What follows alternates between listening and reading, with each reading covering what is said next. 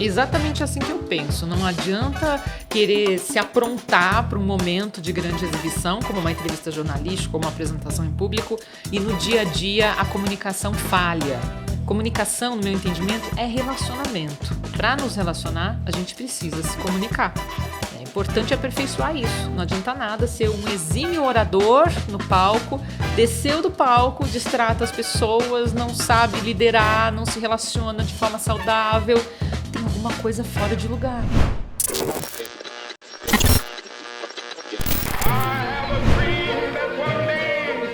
Everyone needs a coach.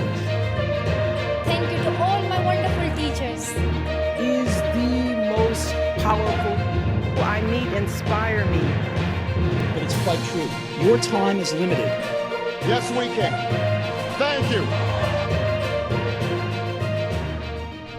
Olá, seja bem-vindo ao Comunica Play, o seu encontro semanal com grandes comunicadores e profissionais da área. Eu sou Edgar Caetano, CEO da Ágoras Academy e especialista em comunicação e oratória. Se você é novo por aqui, não esqueça de seguir a gente no Instagram, @comunica.play e Edgar Caetano Oficial. Se você está no YouTube, já assine o meu canal e deixe o seu like nesse episódio. E não esquece, claro, de compartilhar esse podcast com seus amigos. O Comunica Play está no Spotify, no Deezer e nas principais plataformas de podcast. Começando mais um episódio do Comunica Play e hoje eu recebo uma amiga de longa data, Áurea Regina de Sá. Que prazer te receber. Depois de muito tempo que a gente não se vê, mesmo pré-pandemia a gente já não se encontrava há um bom tempo por conta das suas viagens e andanças internacionais. E agora você aqui na casa do Comunica Play. Prazer te receber, Áurea. Obrigado por aceitar o meu convite. Edgar, para mim é uma honra. Fiquei muito feliz de receber seu convite. Desculpa por não ter atendido tão rapidamente quanto você queria, mas agora a gente está aqui e eu estou completamente atenta para ser útil para você e para os seus internautas. A gente sabe que tudo acontece no tempo certo, né, Áurea? Então, que bom que agora, nesse momento, a gente conseguiu se encontrar para a segunda temporada do Comunica Play. E o papo aqui, se não fosse a limitação de tempo, com certeza iria tomar o dia todo, porque você deve ter muitas histórias. A primeira pergunta que eu te faço é o carro-chefe aqui do Comunica Play. Quem nos assiste sabe disso. Quem é Áurea Regina de Sá na fila do pão da comunicação? Uau, eu sou uma aprendiz. Eu tenho estado nesse roteiro de aprender sobre comunicação pessoal há mais de 20 anos. Desde que eu saí de redação, eu sou jornalista, trabalhei por 15 anos como repórter de TV e ali, na interação com os entrevistados, eu sentia que muitos travavam, tinham ansiedade extrema, angústia e não conseguiam muitas vezes transmitir as mensagens, que era o mais importante. Na verdade, essas pessoas foram procuradas pela redação para poderem compartilhar algum conhecimento. Isso falando de matérias positivas, matérias que não eram de crise. Não é? E essas pessoas eu tinha a oportunidade de ajudar na medida do possível. Quando eu percebia que a pessoa ficava muito nervosa, eu falava, calma, tranquilidade, olha, vamos fazer assim, eu vou te perguntar de novo, você responde aquilo que você já falou para mim quando não estávamos gravando, e agora a gente vai fazer a gravação para que o telespectador possa ter acesso a esse conteúdo. A pessoa se tranquilizava, exceto uma pessoa, um homem, um empresário, que foi abordado pela redação e aceitou o convite de receber a nossa equipe de TV para fazer uma matéria na empresa dele, que era uma empresa de exportação de frutas. Um galpão com frutas maravilhosas. Você olhava assim de longe, pareciam até de cera, sabe? Frutas muito bonitas, selecionadas para serem exportadas. Então a equipe fez todas as imagens. A gente começou a perceber que a matéria ia render, porque tinha bastante informação e elementos para mostrar. Ele me passou todos os dados. Quando eu disse, então, vamos gravar? Ele, gravar? Não, gravar não. Eu gravo, já te passei as informações, você fala.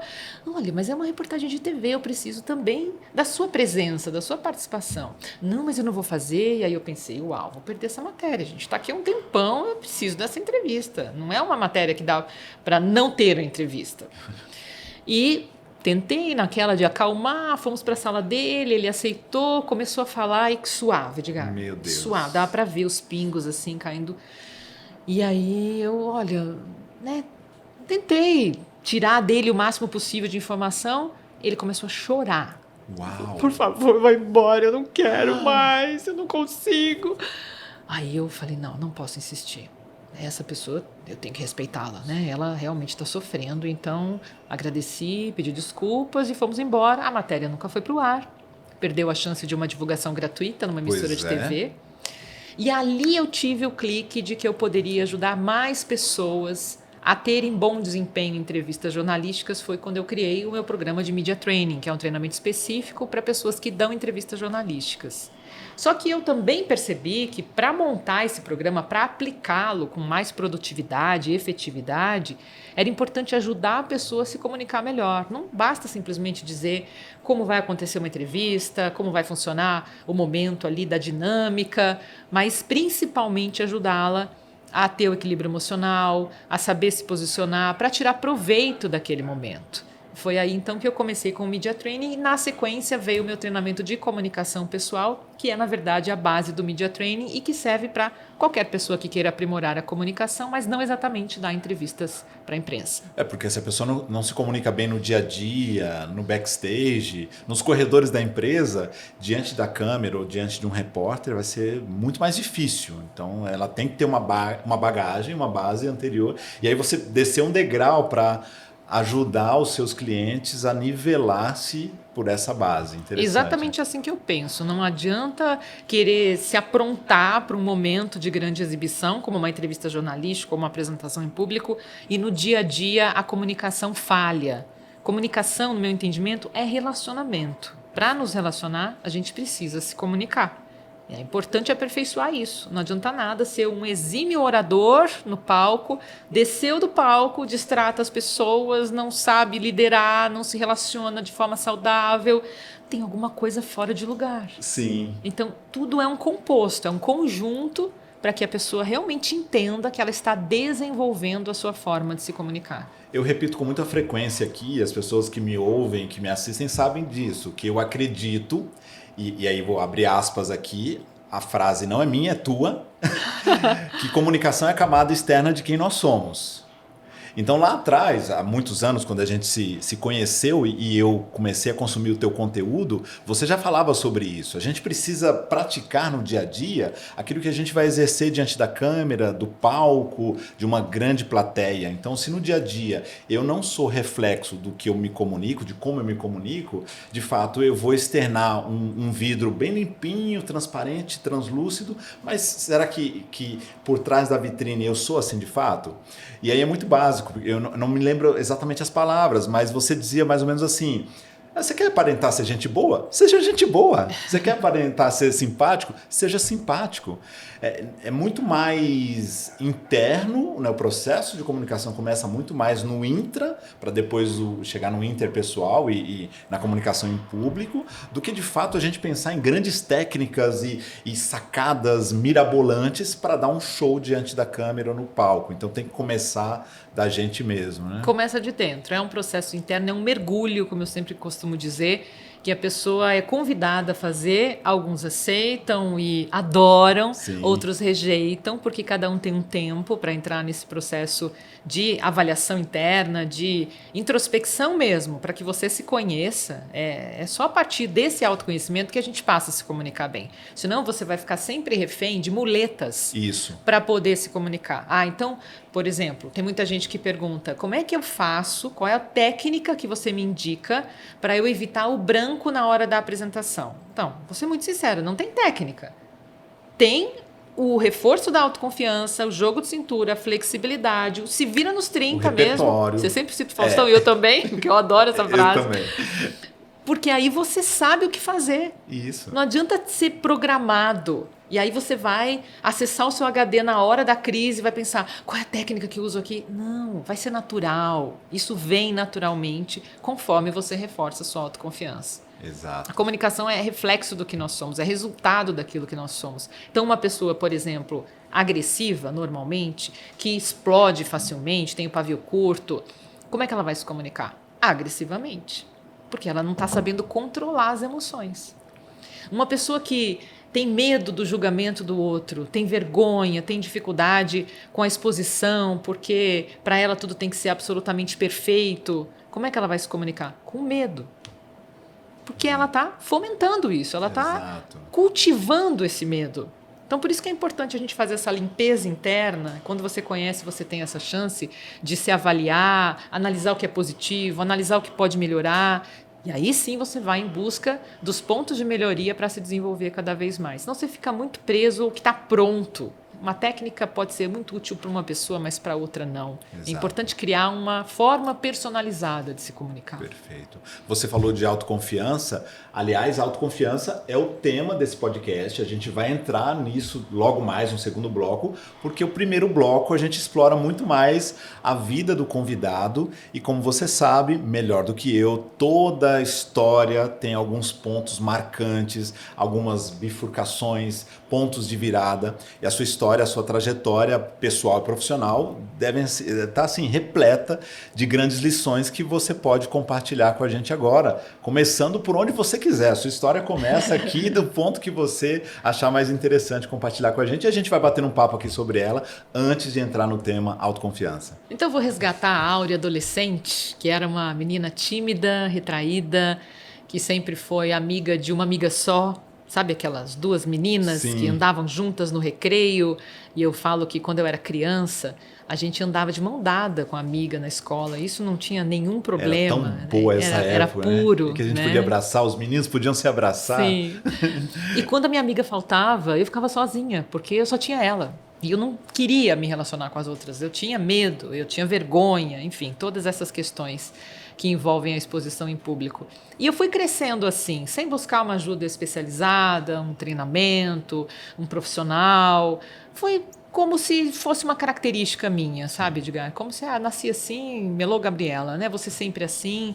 E tem um sofrimento interno com isso. Né? Porque a pessoa não consegue se posicionar direito e ela acha que foi sorteada. Tem que ser daquele jeito. Não sofria nas apresentações na escola, com os primeiros namoradinhos. Isso tudo fez uma confusão na minha cabeça, derrubou minha autoestima e eu tive dificuldades de sair disso, mas eu fui lutando contra isso, até porque desde os 13 anos eu sempre disse que o meu objetivo de vida era ser jornalista e eu queria ser repórter de TV.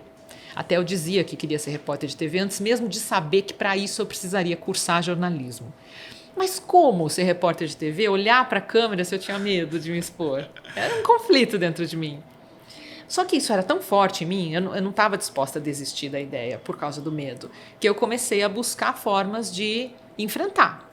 E fui até me colocando em situações de teste mesmo, para que eu pudesse vencer esse obstáculo. E o profissional me ajudou muito, reforçou muito isso em mim, esse lado de que eu posso fazer, eu sei fazer, eu dou conta do recado, que essa é a parte mais importante, que é exatamente o desenvolvimento da autoconfiança para que você possa fazer o que você quiser na vida, não só se comunicar. Então, isso durou mais tempo do que poderia, e comparando com o tempo que dura um atendimento a uma pessoa que sofre para se expor, é claro que é muito mais rápido, porque eu acelerei esse processo. Isso. Com todas as ferramentas disponíveis para isso, com atendimento personalizado, individual ou em grupo, a pessoa tem um atendimento para ela, né? Não é algo geral. E isso ajuda muito a fortalecer esse crescimento para que a pessoa se livre desse medo de se expor, porque ninguém merece sofrer para se expor. Né? É verdade. Isso é chato quando alguém fala, eu tenho medo, eu perco oportunidades de trabalho, eu fujo de apresentações, porque ninguém precisa passar por isso. É comum, mas não deveria ser normal. Isso mesmo. E normalizamos isso. A sociedade normalizou. Tá tudo bem. 98% da população brasileira, 92% se não me engano, que tem medo de falar em público. Não deveria ser normal. Não. Deveria ser o contrário. 8% deveria ter medo e vamos tratar dos 8%, não dos 92%. É claro que se a pessoa está bem nessa condição, se ela está feliz, não está angustiada por, de repente, perder oportunidades, ou as oportunidades que ela perde não fazem diferença para ela, tá tudo bem. A gente não pode dizer você tem que ser assim. Né? A pessoa vai ser o que ela quiser. Exato. Mas se ela não está bem, que é o que eu ouço das pessoas, eu me martirizo, eu sofro, eu me comparo, eu me acho inferior, eu me sinto mal, insuficiente, eu perco oportunidades. Então, é preciso cuidar disso. Que foi o caso do empresário das frutas. Então, no caso dele, eu não sei o que aconteceu com a história dele. Porque ele estava sofrendo ali. Né? Mas quando você desistiu da matéria, você viu que ele estava fisiologicamente sofrendo. Sim, mas não cheguei a dar um treinamento para ele. Sim, ok, não é? mas você tem uma percepção de alguém que está sofrendo. Eu vou desistir por aqui para poupá-la do sofrimento. Sim. Ela perdeu uma oportunidade, mas estava fisiologicamente e emocionalmente sofrendo. Isso. E muita gente sofre com isso. Você sofria e foi lidando aos trancos e barrancos para aprender a criar a tua casca. Isso. Como é que foi isso?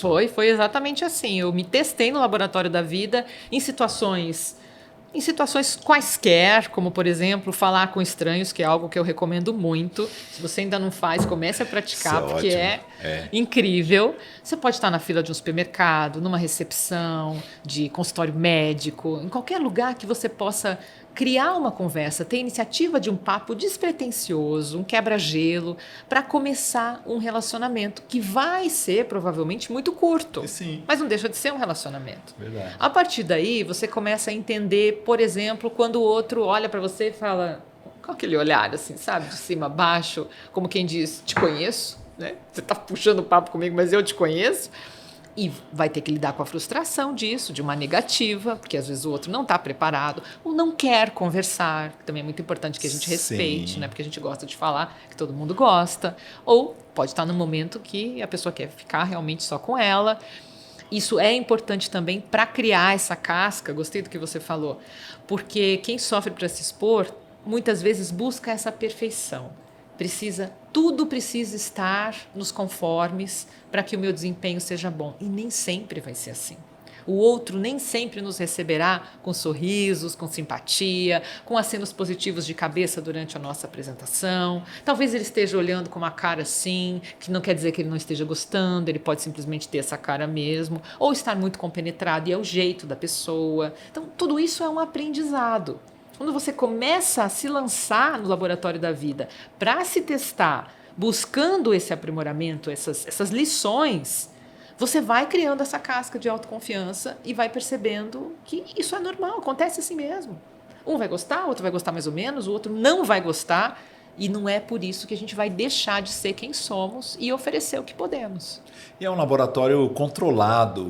O que de pior pode acontecer de uma conversa despretensiosa na fila do caixa do café ou do banco, né? O banco está mais difícil hoje, mas ok, né? As filas da vida.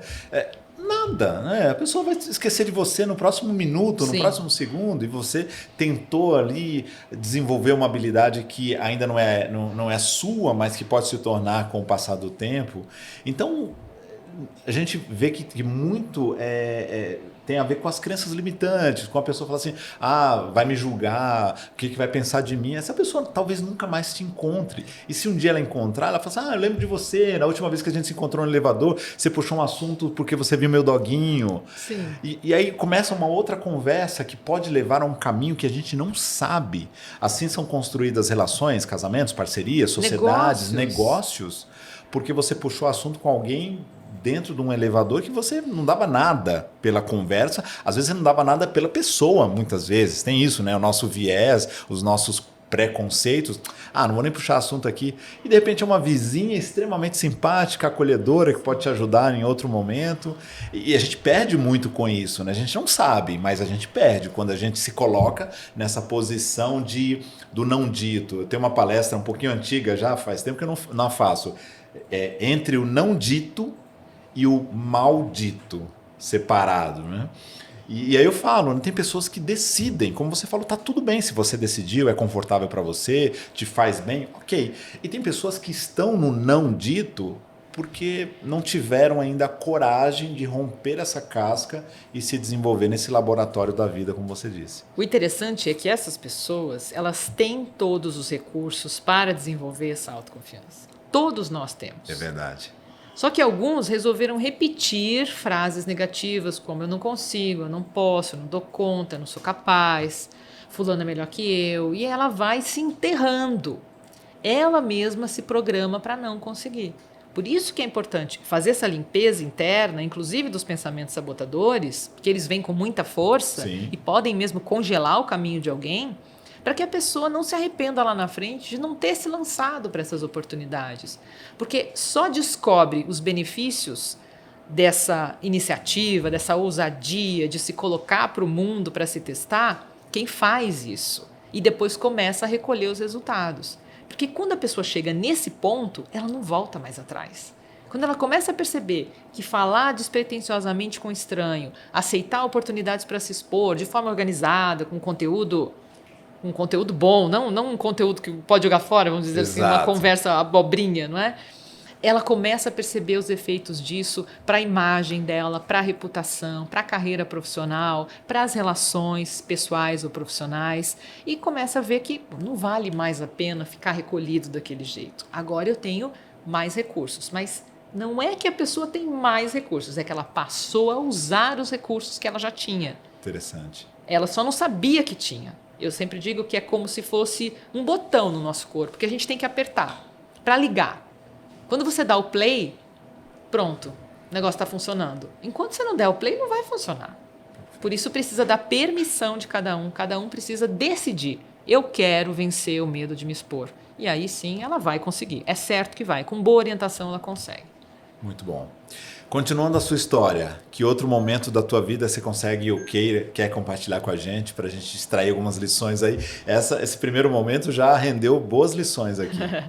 Bom, depois de ter vencido esse medo de me expor, e a minha carreira profissional como jornalista me ajudou muito, com certeza, entrei ao vivo, fiz diversos tipos de reportagem, conversei com diversos tipos de pessoas. O que veio em seguida, que também foi um marco para mim, foi quando eu iniciei os meus treinamentos. Então eu saí da redação, eu brinco que eu saí da loucura da redação para entrar na loucura do empreendedorismo. Abri a minha empresa de treinamentos em 2001 e comecei a aplicar o Media Training e o treinamento de comunicação pessoal. E a interação era diferente, com empresas, individualmente, com executivos ou em grupos, ou em grandes eventos. Isso tudo também me testou. Vem me testando, né, Edgar? Porque a gente está em teste o tempo inteiro. Esse aprimoramento, esse aprendizado não termina nunca. E espero que demore muito, muito tempo para terminar, né? Nosso período aqui na Terra. E isso tem sido, para mim, um grande motivo de aprendizado e uma troca incrível com as pessoas, porque cada pessoa que se permite confessar que tem essa ansiedade exagerada, o medo do julgamento, e se permite escutar orientações para curar isso, também ensina muito para a gente, que está ali como instrutor, né? Então, isso facilita muito as coisas. E isso me abriu portas para outras iniciativas, como, por exemplo, fazer um podcast, que também tem um podcast sobre comunicação, que é o Se Liga. Contribuo com uma coluna semanal na CBN Curitiba, em que eu também falo sobre comunicação. E também lancei livros, estou em lançamento de um novo, que é o 99 Dicas para Falar em Público Sem Sofrer.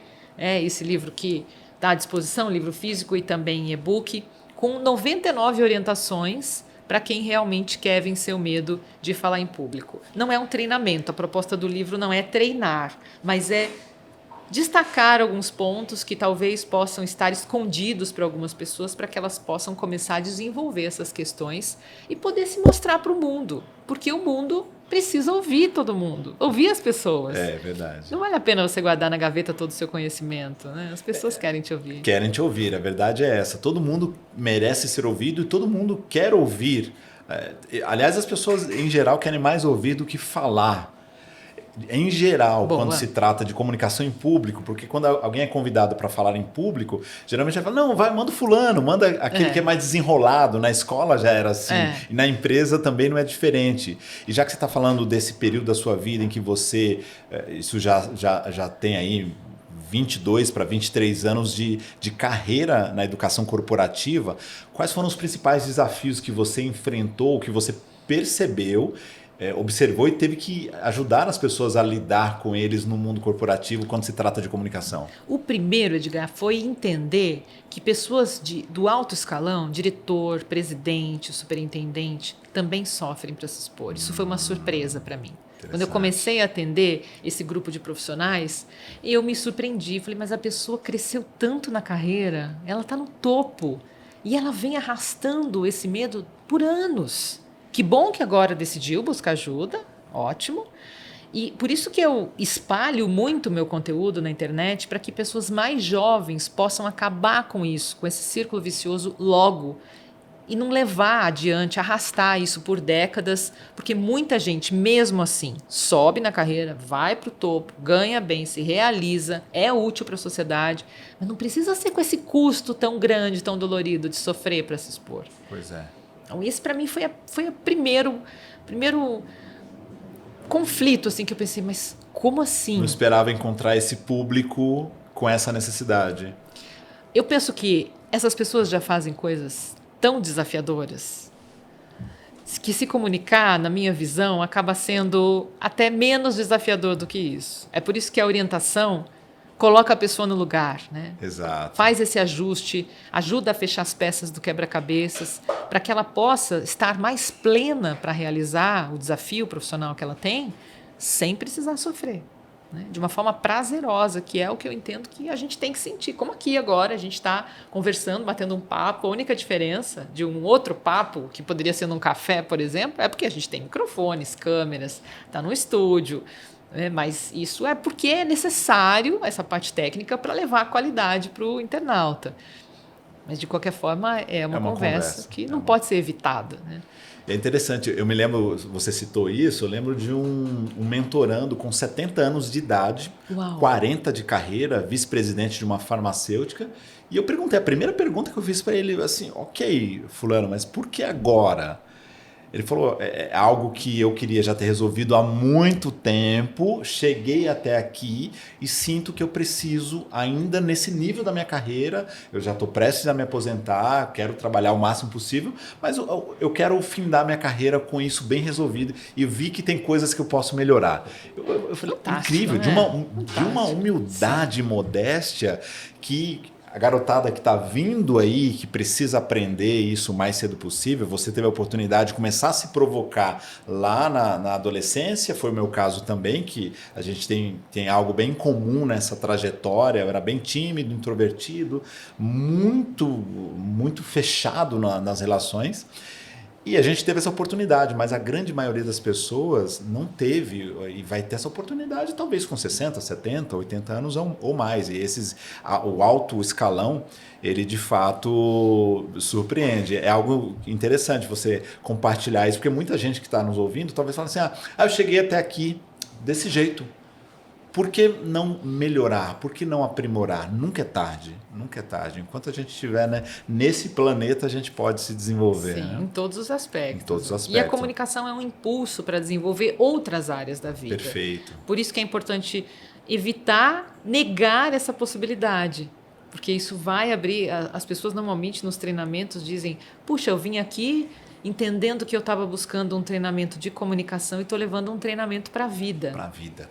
Porque é isso. Eu não vendo assim, mas esse é o resultado, né? A entrega é essa. A pessoa começa a perceber. Uma vez, Edgar, num treinamento, um engenheiro falou para mim, mas o que você está falando aí me ajuda até a me relacionar melhor com a minha esposa. Fala toda rio, né? Eu não pensava em melhorar a relação do casal, mas que bom, né? Porque mesmo você começa a entender de que forma você, com seus próprios recursos, pode se comunicar melhor com o outro sem ficar cobrando do outro que o resultado seja X ou Y para que você possa se comunicar com ele. Isso é vitimismo. Exato. Nós precisamos ser protagonistas das nossas ações. Então, se eu disser, eu não consigo me comunicar direito com aquela pessoa porque ela é uma chata, porque ela é lerda. Primeiro que isso é julgamento, é horrível falar isso. É importante que eu possa entender, bom, se ela tem talvez um ritmo diferente do meu, eu preciso falar mais devagar, explicar de forma mais didática, mais visual, talvez, para facilitar o entendimento dela, porque uma das responsabilidades do comunicador é facilitar o entendimento do outro. Perfeito. Não adianta. Outro dia um cliente me disse, eu falo de forma muito acelerada, as pessoas têm que entender que é meu jeito. Opa! Cadê a autorresponsabilidade? E aí conversamos sobre isso. Não é? Esse tem que também é algo que eu sempre chamo a atenção. Ninguém tem que nada. A pessoa não vai fazer nada dessa forma obrigatória, a não ser que ela se sinta acuada, assediada moralmente. Aí talvez ela faça. Mas o importante é que a gente possa convidar as pessoas, e nesse caso o convite é para ele próprio, para que ele possa refazer o ritmo de fala e atender as pessoas de uma forma mais saudável, elegante, acolhedora, não é? E não goela abaixo. Exato. Aí não tem resultado bom. Muito bom, o papo tá bom. A gente vai avançar logo mais para o segundo bloco, falar do tema que você trouxe. E aí você vai poder explorar um pouco mais ou muito mais a temática da autoconfiança, de como se desenvolver nessa área. Mas como você tem uma bagagem assim, expressiva, respeitada na imprensa, no jornalismo, teve o privilégio de ser entrevistada pelo Jô Soares, o saudoso Jô Soares.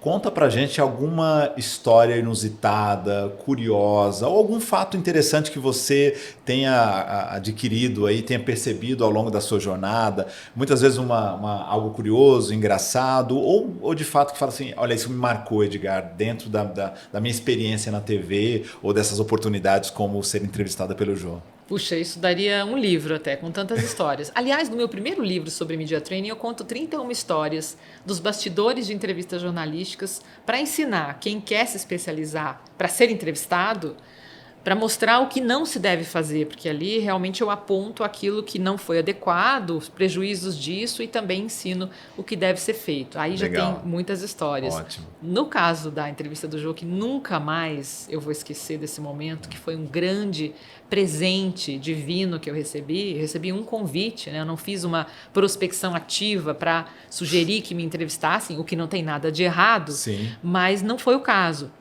E quando eu recebi o convite, eu pensei, bom, é o meu momento, né? Esse é a minha vitrine. E foi muito interessante todo o processo, desde até foram me buscar em casa, para você ter uma ideia, né? Um carro da Globo foi me buscar em casa. Aí passei pela maquiagem, tive um camarim com meu nome escrito. Do lado do meu camarim tinha o camarim de uma atriz, que estava sendo entrevistada no mesmo dia. Sabe uma coisa assim, meio de glamour de cinema, de televisão? Você está anotando isso? Porque para os próximos convidados, manda o carro do Comunica Play buscar, ou da Easy Hack, camarim, não esquece 30 toalhas brancas. 30 toalhas brancas é bom. E ali eles fizeram até uma surpresa, eles quiseram me pegar de forma surpreendente, criando situações que o Derico gravou, Sim. Em que ele faz exposições inadequadas ali, como personagens, né? Criou 3 personagens. E o Jô me pediu para analisar o desempenho desses 3 personagens que o Derico incorporou. E o Jô, num certo momento, ele perguntou, você sabia que isso ia acontecer, né? Não sabia. Não tinham me falado mesmo. Né? E ele, que interessante, não sabia. Então, eu tive mesmo que fazer uma análise breve, claro, né? Superficial. Sim. Ali, para dar as orientações sobre o que precisa ser feito. E eu saí de lá, Edgar, com uma sensação de gratidão assim, tão grande, porque foi muito importante profissionalmente para mim esse momento. E sempre eu pensava, eu preciso que o Jô saiba o efeito que isso causou para a minha carreira, para a minha vida, porque isso já faz 12 anos e até hoje eu recebo clientes que dizem, eu pesquisei sobre você, eu vi sua entrevista no Jô e eu queria te contratar. Então, esse se tornou um cartão de visita para mim.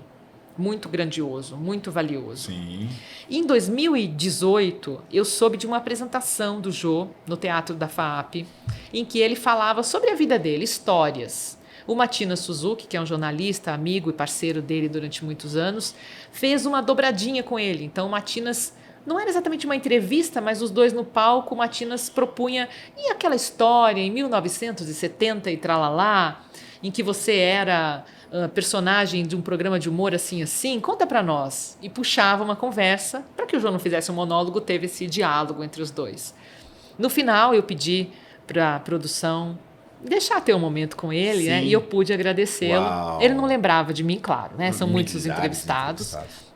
Rapidamente ali eu contextualizei, agradeci por tantos benefícios que eu tive, que eu tenho ainda por conta daquela entrevista, e ele, puxa, que bom, tão calmo, sabe? Tão fofo, assim, que bom, fico feliz, que bom. Eu saí de lá, depois desse momento, que foi muito rápido, porque tinha uma fila de pessoas para falar com ele, até a saída do teatro, eu não sentia que eu pisava no chão. Foi uma experiência transcendental, assim, que eu vivi. Eu estava arrepiado só de ouvir. Eu me sentia assim, muito arrepiada. Eu sentia que eu não estava pisando no chão, de tanta gratidão que meu coração estava exalando por ter tido a oportunidade com ele. Foi mesmo muito maravilhoso. Assim, eu considero, sem querer, foi um padrinho para mim na minha carreira profissional, sabe? Que história sensacional, sensacional. E aí já vou puxar aqui para quem está nos assistindo, eu falo bastante sobre isso. Você vai contar uma história? Viva essa história. E a gente vê, quem te assistiu há poucos instantes, o tom de voz, a expressão facial, os gestos, e a gente consegue absorver, eu absorvi um pouco da emoção, até meus olhos estão brilhando aqui, lacrimejando, estou arrepiado. Por quê? Se o comunicador não consegue transparecer essa emoção, que de fato existiu lá naquele momento no teatro da FAAP, eu não conseguiria ser tocado, quem te assistiu agora não conseguiria ser tocado. Então, além da história ser fantástica, tem muita coisa da comunicação que você vive, que você exerce. E a gente fala muito sobre isso no nosso meio, que é a coerência dos profissionais. E a gente ensina os profissionais em geral a serem coerentes na comunicação, a alinhar verbal e não verbal. E os profissionais de comunicação têm que ser muito coerentes também quando vão contar uma história, ou trazer uma notícia, ou fazer uma palestra, ou contar algo no rádio, no podcast, seja lá que meio ele for usar. Essa coerência é fundamental para que a mensagem sofra menos ruídos e seja mais entendidas. E com isso as pessoas nos dão mais atenção. Por isso que a sua história, eu fiz esse parênteses aqui, porque ao contar a história tem lições de vida, mas tem uma lição, tem uma aula de oratória aqui dentro dessa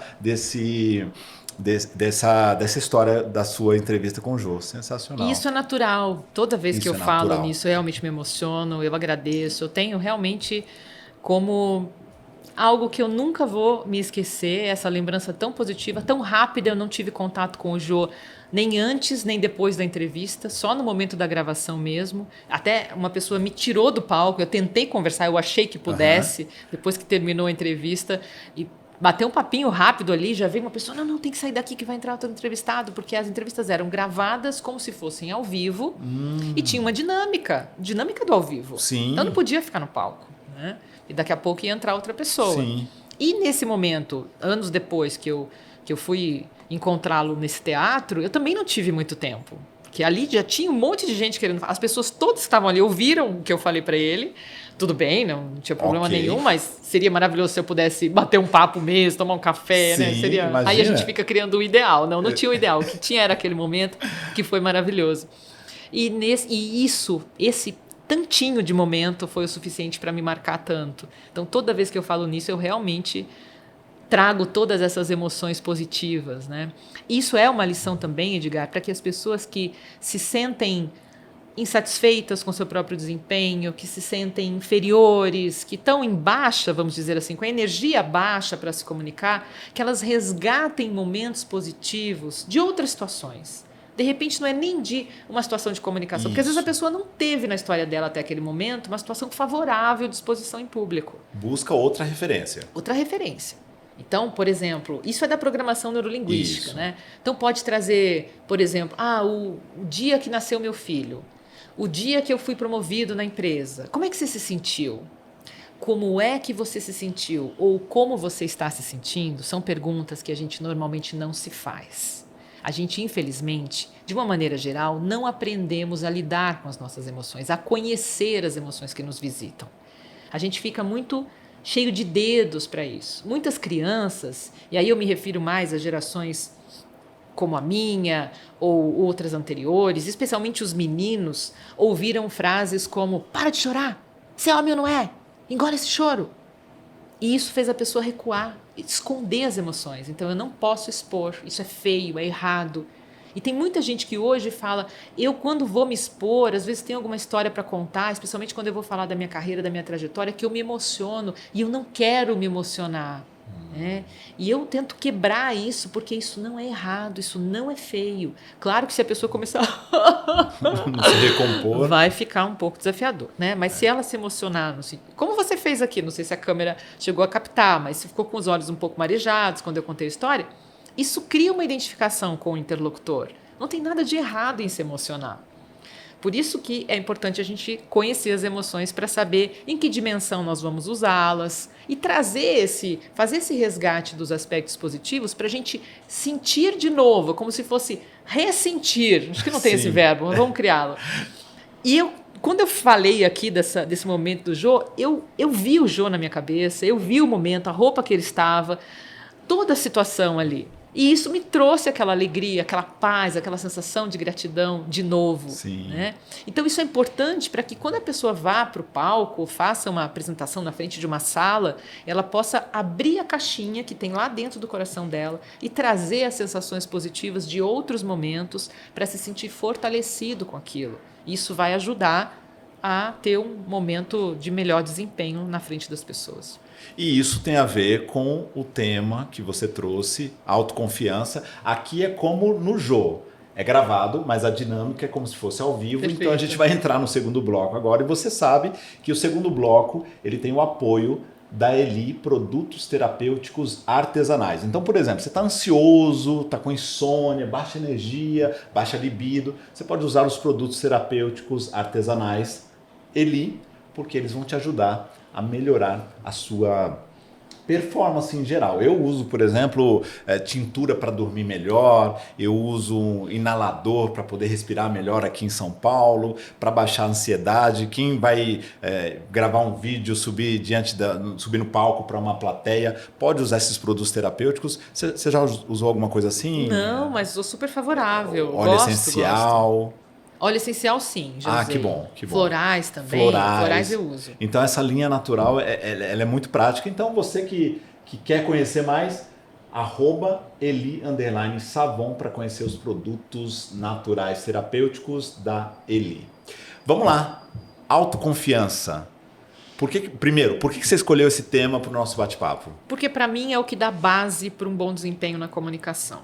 Por isso que eu bato muito na tecla de que as pessoas não devem investir buscando técnicas prontas.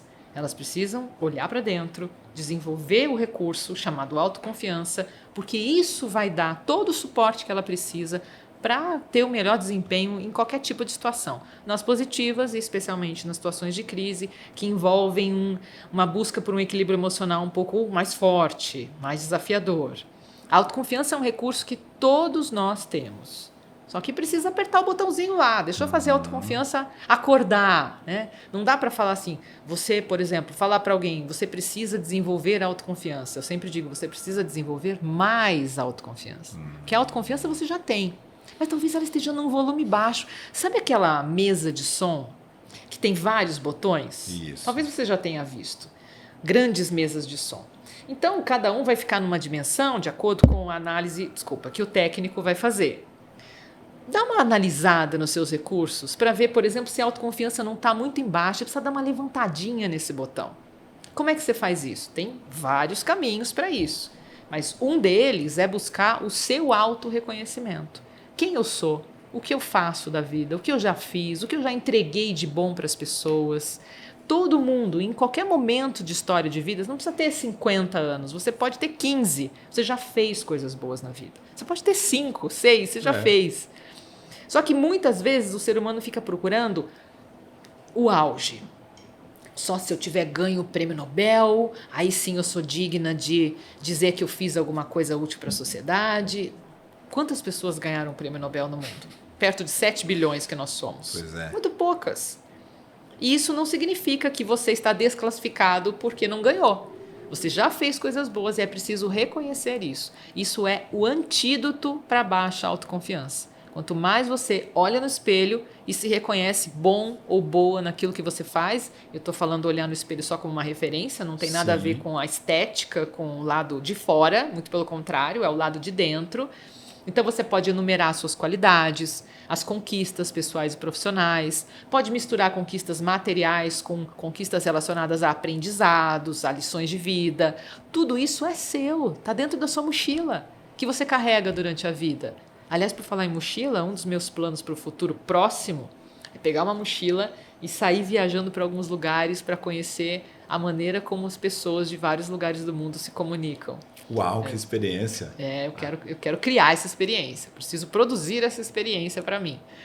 É sensacional, e se for fazer em grupo, me chama.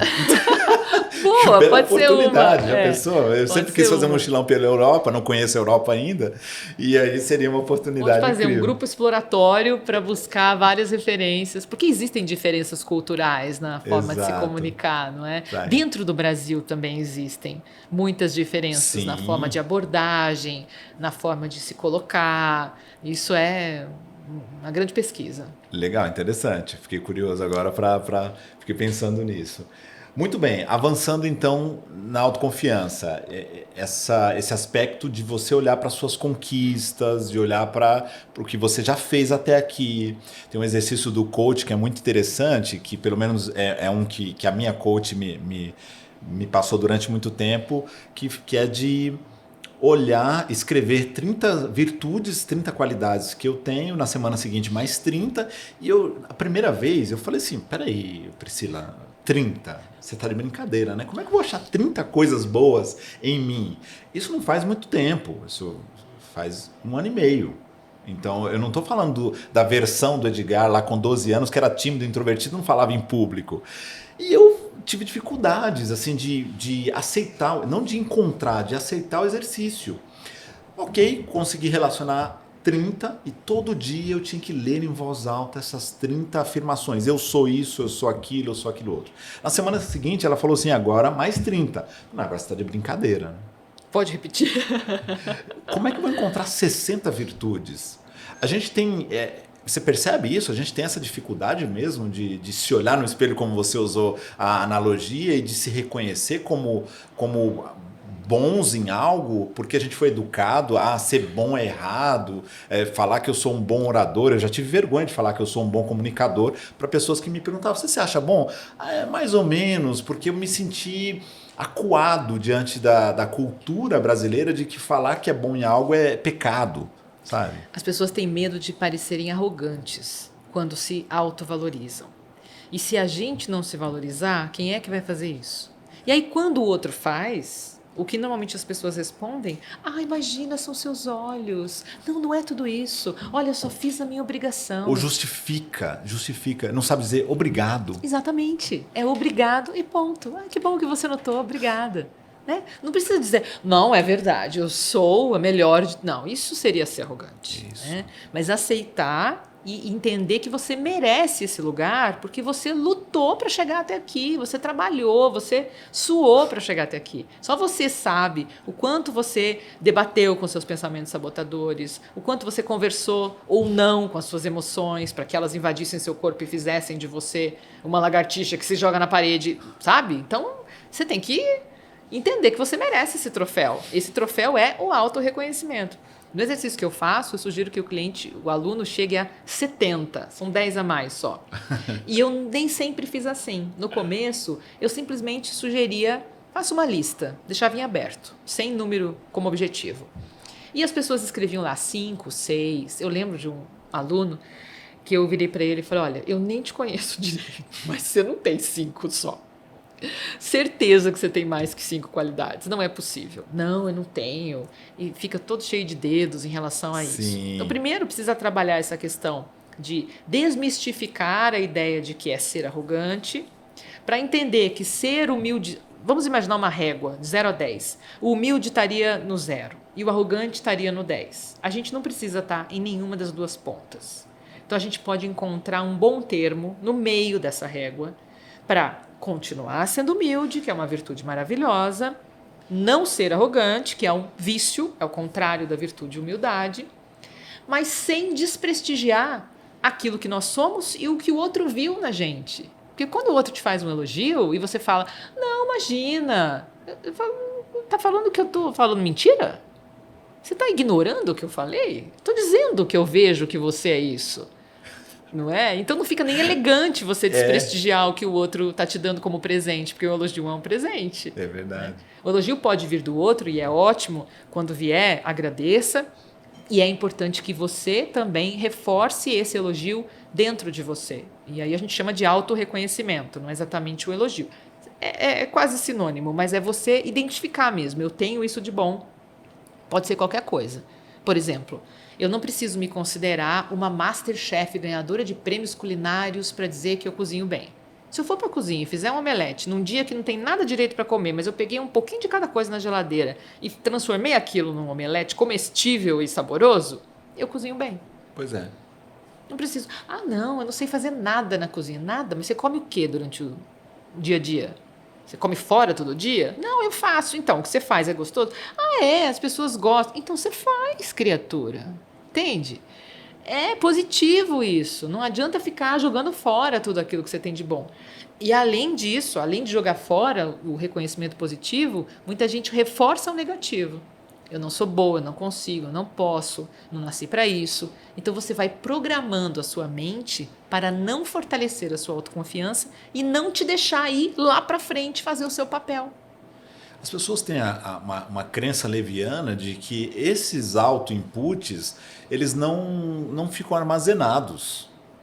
Porque o tempo todo, hoje a gente vê a inteligência artificial a todo vapor aí, depois inclusive do chat GPT, as pessoas estão falando muito mais disso. E tem um conceito que é o machine learning, que é o quanto a máquina aprende, ela aprende com os inputs. Então eu vou lá no chat GPT e faço uma pergunta, sei lá, como resolver a equação XPTO? Eu estou dando informação para a máquina, ela está armazenando aquilo na programação dela. Aquilo vai ficar lá, Sim. vai ficar lá. Até que alguém vá lá e dê um comando para tirar aquela programação, aquela informação, aquele dado. E a gente muitas vezes, ao longo da vida, vai fazendo isso, auto-inputs negativos o tempo todo, acreditando que não, isso não vai interferir na minha performance amanhã, na forma como eu projeto a minha imagem para o mundo, na forma como eu me comunico, na forma como eu me posiciono. E tem, óbvio, tem tudo a ver, né? Você estuda para isso, a gente está aqui conversando sobre isso e a gente estuda isso. Mas, de modo geral, eu percebo que as pessoas elas têm essa visão fantasiosa de que, não, tá tudo bem, eu todo dia me depreciar. Tá tudo bem, eu todo dia dizer que eu sou o cocô do cavalo do bandido. Então é só fazer uma análise sobre que resultados você tem tido a partir desses inputs, como você chamou, que você alimenta a sua mente todos os dias. Agora faz a outra experiência.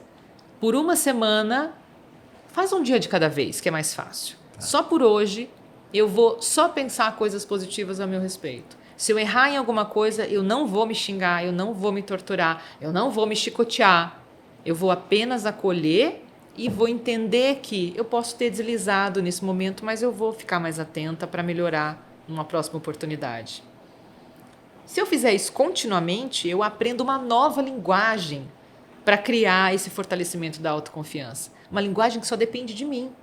Tem muita gente que fala, se o outro disser que eu sou boa, eu me sinto confiante, mas eu não me sinto. Então você vai depender eternamente desse outro.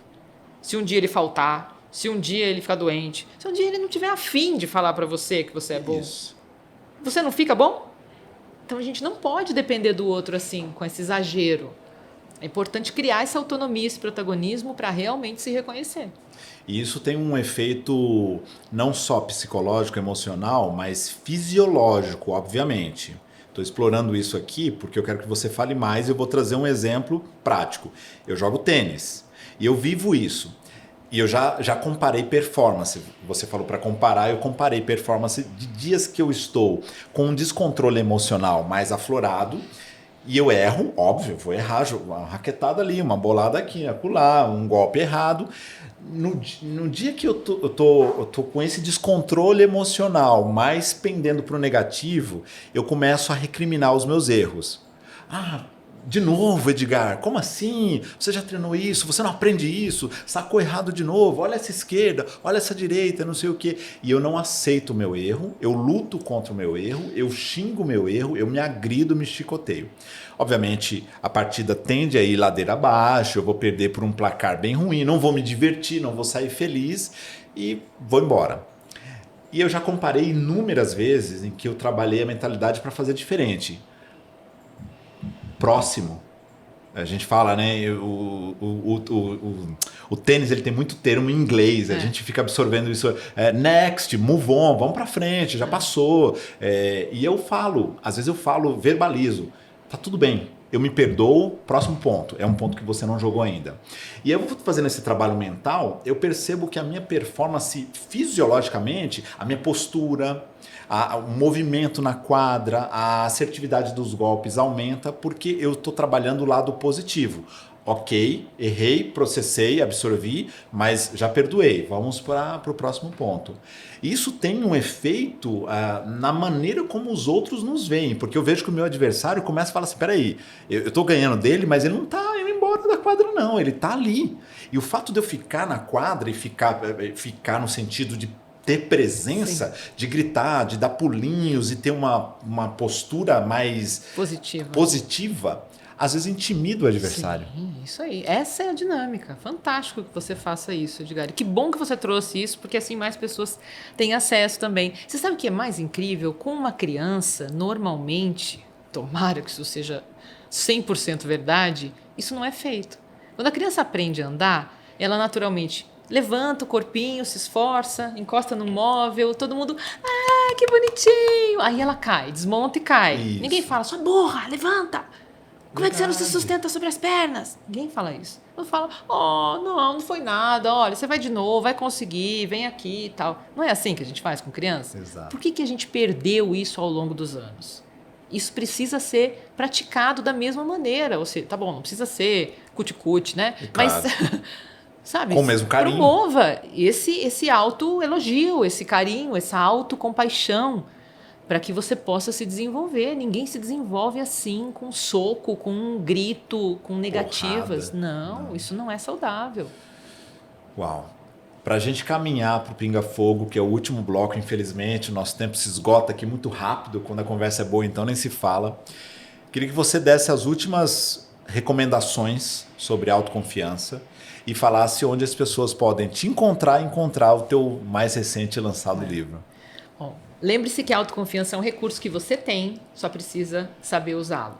Então é importante que primeiro se faça essa autoavaliação, reconhecer os seus pontos positivos, faça uma lista ali, deixe ela de molho, assim, no sentido de não esgotá-la, porque sempre vai ter alguma coisa nova para acrescentar essa lista. E isso vai servir como antídoto para os momentos em que você já está um pouco com a energia em baixa, não está se sentindo tão bem. É importante buscar esse auto-bem-estar, né? Eu preciso ficar bem, independente do que está acontecendo. Se tiver um barulho do meu lado, eu estou bem, porque eu estou buscando isso internamente. E só isso vai ajudar a comunicação ser eficiente, saudável. A gente precisa se conhecer primeiro antes de se comunicar bem. Não adianta inverter a ordem e querer primeiro buscar o conhecimento em comunicação para depois ficar bem. É realmente o contrário, né? Isso é um processo, não é automático, não acontece do dia para a noite, mas se você começar hoje, vai ser mais rápido do que daqui a 5 anos, então que seja agora, né? O 99 Dicas para Falar em Público Sem Sofrer pode ser encontrado no meu site, que é o aureareginadesá.com.br, está à disposição para ser enviado para todo o Brasil via correios, e aqui tem informações importantes. São 99 mesmo, orientações sobre vários aspectos da comunicação, especialmente para quem ainda sofre para falar em público e quer se livrar disso, para deixar isso para trás na história e começar a vivenciar um novo roteiro de vida usando a comunicação como impulso. Sensacional. E você está no Insta, onde as pessoas te acham mais facilmente? No Instagram, Áurea Regina de Sá Oficial, no LinkedIn também, Áurea Regina de Sá, em todas as redes. As principais redes, eu tenho um perfil em que eu alimento com conteúdos relacionados à comunicação, naturalmente, e estou à disposição para qualquer dúvida, qualquer esclarecimento. Sensacional. Muito bem, então vamos entrar agora no nosso momento, um dos momentos mais aguardados do Comunica Play, que é o Pinga Fogo. E para você que quer aprender a se comunicar tão bem quanto a Áurea, claro, continue seguindo os conteúdos dela, aprendendo com ela. E se quiser um atalho, tá aí o curso Desafios da Oratória para você aprender a falar em público. Acesse o site edgarcaetano.com.br para conhecer mais esse curso de oratória que já capacitou mais de 40 mil pessoas no Brasil e no mundo. Vamos lá. Áurea, uma lembrança inesquecível da sua infância. Da minha infância. Uma lembrança, a primeira imagem que veio na minha cabeça quando você me fez essa pergunta foi que nas fotos que eu que eu tive a oportunidade de tirar, eu sempre aparecia assim, com o pescocinho torto, com uma carinha de meiga, sabe? Eu tinha uma meiguice no olhar que, em parte, eu perdi. E tento resgatar isso para não perder totalmente. E é a lembrança de uma áurea criança que eu procuro abraçar e acolher, porque a gente tem que ficar em dia com esse nosso passado, né? Com as nossas fases anteriores, porque todas elas seguem com a gente ao longo da vida, né? Elas estão aqui, elas estão com a gente. Verdade. Que lembrança gostosa que você me fez ter agora. Que ótimo. Um filme que marcou muito você?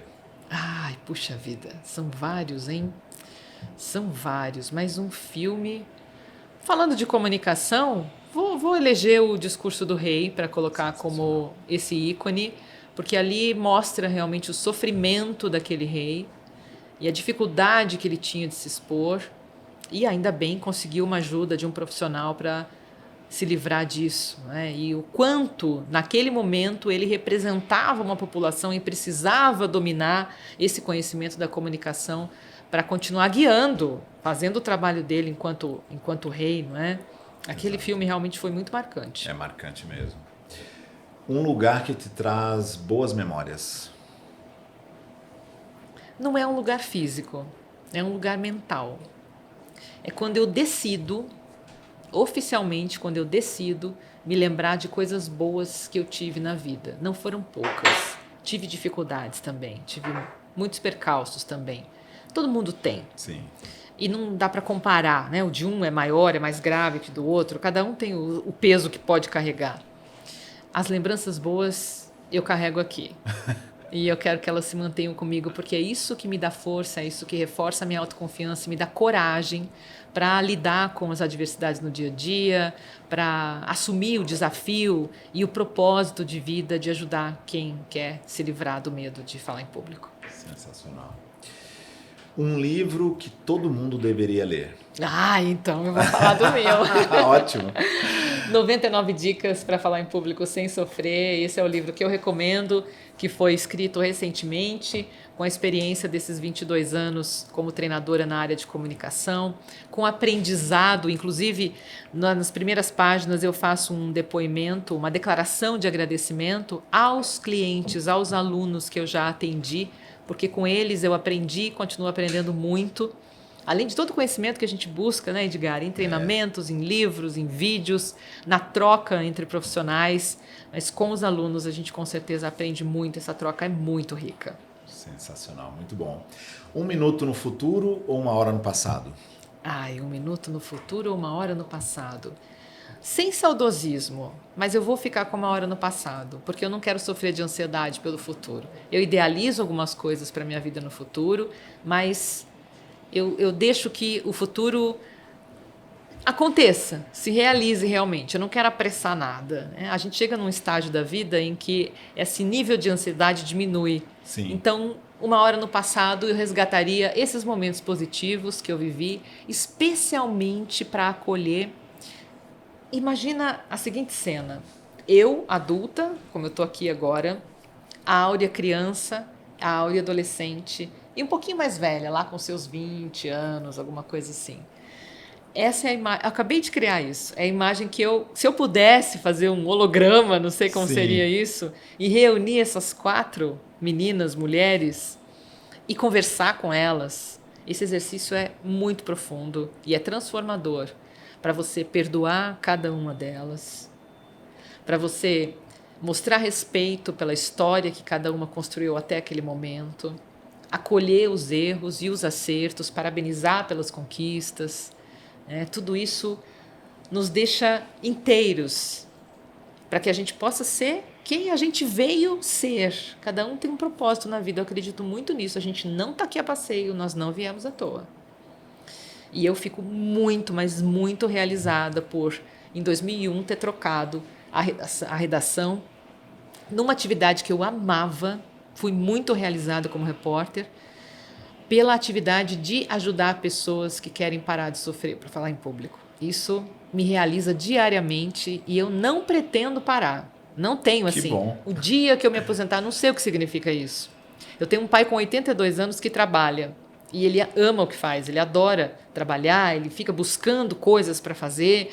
E eu quero ter essa mesma atividade, essa mesma saúde, a mesma cabeça, né, para poder dar conta de tudo, sem nada exagerado, mas de uma maneira prazerosa, assim como é o meu trabalho. Quando falam em estresse, eu penso, mas o que é esse estresse? Porque eu trabalho muito e não me sinto estressada, porque existe o prazer de fazer o que a gente faz. Sim. Né? A correria do dia a dia pode se traduzir em estresse, mas não fazer o trabalho que a gente desempenha. Né? Muito bom. Não para mesmo, porque você é uma das minhas fontes de inspiração. Eu tenho que muito aprender contigo. Comunicação ainda. É inspiração, né, Edgar? É verdade. É inspiração. Olhando para a sua vida até aqui, qual seria o seu dia da marmota ideal? Um dia que você reviveria por um bom tempo? E a entrevista do Jô. Entrevista do Jô. Reviveria, gostaria... Eu saí de lá, Edgar, pensando, eu quero voltar aqui. Agora, eu preciso encontrar uma forma de ser novamente convidada ou que a minha sugestão seja aceita, porque tem que ser diferente. E eu vi na história do programa várias pessoas que voltaram, muitas vezes, não é? E eu queria ter feito isso, mas não deu tempo, infelizmente. Uma pena. Mas agora eu tô aqui no Comunica Play com o Edgar Caetano. Que honra. E se você pudesse voltar no tempo e encontrar com você, ali, com 20 anos de idade, o que você diria a si mesmo? Se ame. Se ame muito, independente do que as outras pessoas vão te dizer. Se olhe no espelho e tenha orgulho e paixão por quem você é e por aquilo que você tem construído, porque não vale a pena reforçar uma autoestima baixa, se sentir inferior. Isso só vai atrasar o caminho de cada um. E eu vivi isso e não recomendo. Claro que ninguém faz isso de propósito, mas na hora que a pessoa perceber que isso está acontecendo, que esse movimento está acontecendo, é importante quebrar isso de propósito. Então essa ideia que muita gente já ouviu, que é, se olhe no espelho e fale o quanto você se ama, e você fala, como que eu vou fazer isso? Eu não sinto isso. Faça de propósito, mesmo que você não esteja sentindo, porque isso acaba se tornando um hábito e você passa no futuro a incorporar isso como verdade. Para fechar, uma citação, trecho de música ou frase de para-choque de caminhão que tem significado para você. Eu posso criar a minha frase de para-choque de caminhão? Com certeza. Não, ela não está em nenhum para-choque de caminhão, mas se algum caminhoneiro me desse essa liberdade, eu colocaria lá essa frase, que está aqui, inclusive, na contracapa, na quarta capa do meu livro. Para se comunicar bem, é preciso se conhecer primeiro. Essa é a frase que eu deixo para que as pessoas possam refletir e pensar nisso com carinho e não refutar e não rejeitar a ideia do autoconhecimento. Autoconhecimento não é balela, não é termo da moda, é simplesmente a permissão que você se dá para mergulhar em você, entender quem você é, porque as maiores riquezas estão dentro de você. Se você deixar de explorar isso, você vai deixar de fazer o seu papel da maneira mais plena possível. Aura, eu te conheço há muito tempo, mas foi um prazer te conhecer melhor nesse bate-papo. Quem nos assistiu até aqui com certeza está encantado em conhecer a sua história, a sua trajetória de vida, as lições que você compartilhou e todas as boas práticas, dicas, orientações que você compartilhou também sobre comunicação, oratória, autoconhecimento, autoconfiança. Foi de fato assim um prazer, como dizem os meus amigos, um prazer inenarrável estar com você aqui. Obrigado mais uma vez por você ter aceitado esse convite e por ter reservado um tempinho da sua agenda, que eu sei que é extremamente concorrida, como eu já falei, uma agenda internacional, e você está aqui nos prestigiando. Muito obrigado de coração. Edgar, eu tenho só que te agradecer, porque a partir do seu convite eu também posso me realizar um pouquinho. Falar sobre isso é uma grande fonte de realização para mim. Poder ajudar as pessoas que estão nos ouvindo, inspirá-las de alguma forma a buscar esse aprimoramento é uma honra para mim. Muito obrigada mesmo. Estou sempre à disposição. Se quiser repetir, só me... Vai ser um prazer, com certeza. Não deu tempo de repetir com o Jô, mas no Comunica Play com certeza dará tempo. Para você que nos acompanhou, mais uma vez, obrigado pelo carinho da sua audiência. Esse foi mais um episódio do Comunica Play. A gente se vê no próximo episódio. Até lá!